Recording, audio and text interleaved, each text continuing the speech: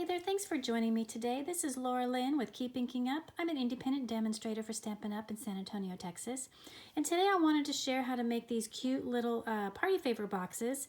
You can decorate them however you want. We're not going to go over the decorations, but I did want to show how to make the actual boxes.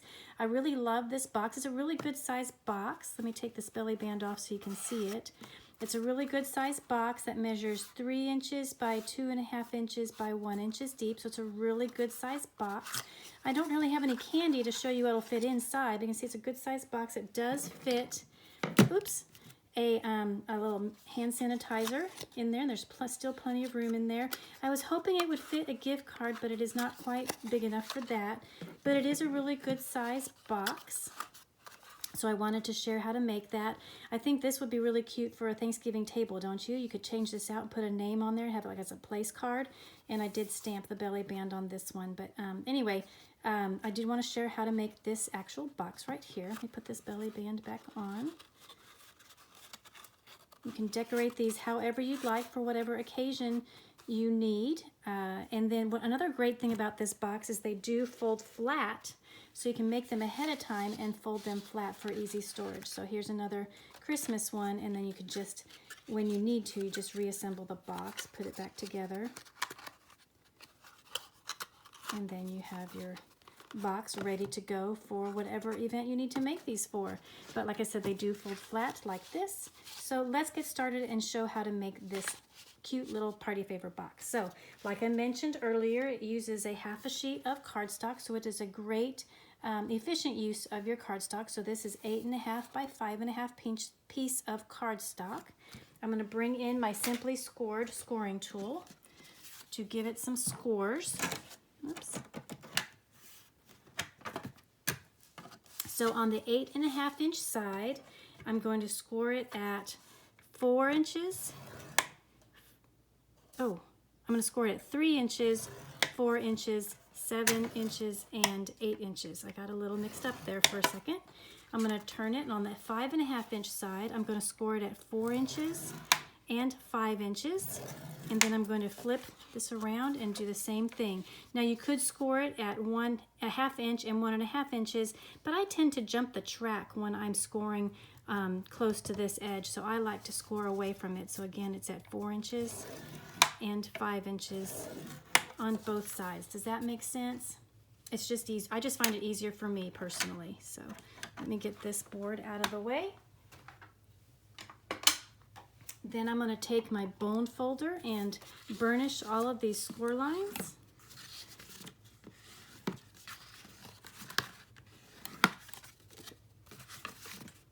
These are really quick and easy to make. They're a great little project for kids even. I think they could do this.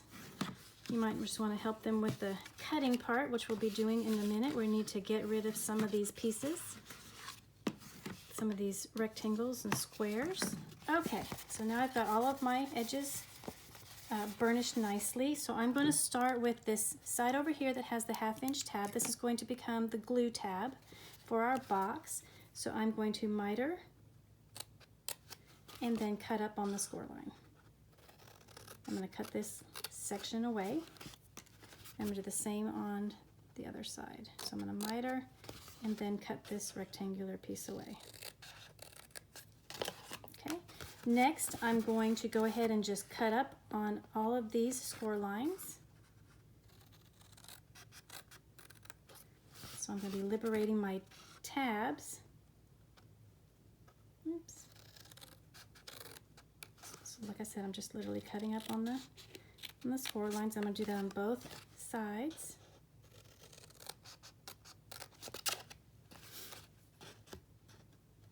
I apologize, I have those sniffles today. It's really cold, wet, and dreary here in San Antonio. Okay, so once I've done that, I'm going to go ahead and cut off these little rectangles on the outside edge, because these are going to become the tabs. These 4 pieces right here are going to become my tabs, so I don't need that additional piece. So I'm going to just cut those off. Cut all 4 of those off.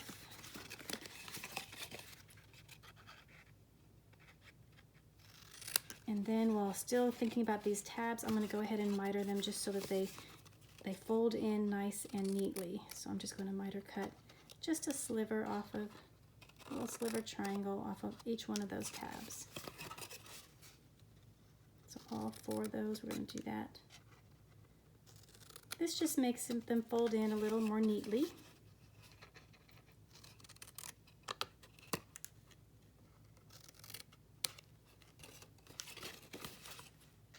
Our paper snips are perfect for this type of work. Okay, and one more thing that I need to do is I need to get rid of these 2 large pieces. These are going to be our flaps, but we get rid of these. So I'm going to pull this aside and I'm going to cut along this fold line. Oops, got caught there.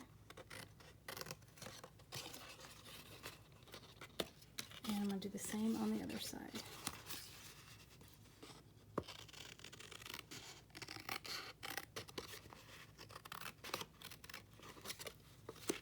There we go. So let's try to brush this aside, and I'm going to lay this down so hopefully you can see what we have now. All right, there. Can you see how we have the glue tab, we have our fold-in tabs, and then we have this section over here that's going to be the flaps for folding our box closed. Now I do want to, in order to make it easier for these flaps to go in, I'm just going to miter a little bit off the 1/2 inch part.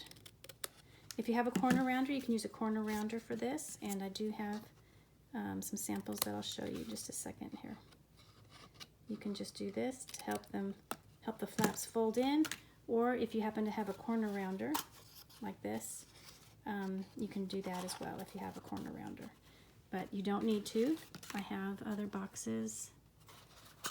Yeah, this one here. I just did the miter, so it just helps it fold. Helps the box fold in, so you can do whichever you have. All right, so now let's go ahead and put the box together. Really easy. We're going to put glue, and you can use tear and tape if you'd like. I'm just going to use liquid glue. I'm going to put a little bit of liquid glue on the glue tab. You don't need much. And I'm just going to fold this over, press, hold that for a few seconds. And there you have your box. It's all ready to be folded up and put together as a box. Isn't that easy? Super easy. It's a great little size box. You can decorate it however you'd like. I do want to show you, I've been adding belly bands on them for decoration, so I just have a piece of cardstock that is 2 inches by 8.5 inches. So again, it's a really economical use of your cardstock. To do this, I'm just going to place this on the front of my card, and I'm just going to gently fold the cardstock around it so it's a little bit loose, but that tells me where the folds will be. And then once I have those gentle folds, then I'm going to go ahead and burnish those folds with my bone folder so that they're nice and crisp. And I'll get them nice and straight.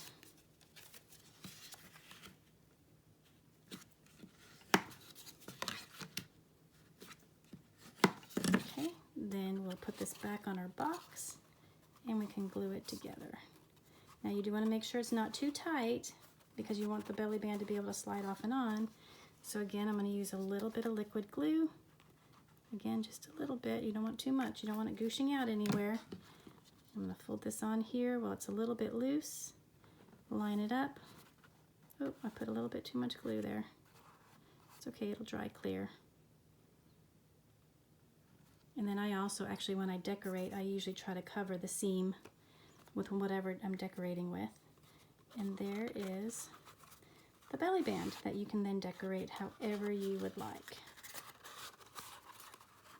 So there is the cute little party favor box. Isn't that super easy? I love it.